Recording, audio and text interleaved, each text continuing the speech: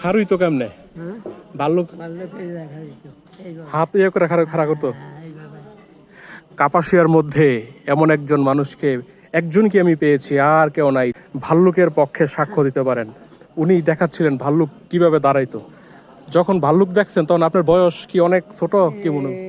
এই সীমাবদ্ধ হয় 10 বছর হইব। 10 বছরের মতো। 10 বছর হইব এমনই। এরপরে আর দেখেন নাই? না এরপর তো এই জায়গাতে গেছে এইটা ভাল্লুকও নাই বাঘও তো নাই।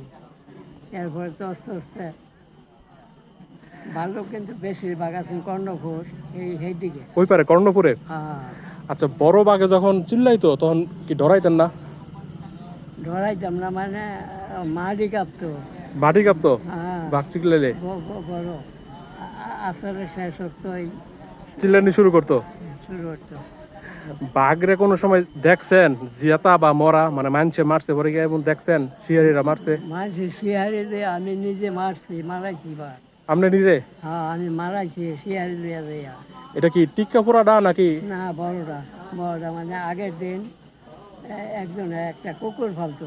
হ্যাঁ এই কুকুরটা খাইয়া হ্যাঁ। তখন ওই এই জঙ্গলার মধ্যে ওই বুড়েশ্বর এক জঙ্গলার মধ্যে গিয়া বাঘ রয়েছে তখন সে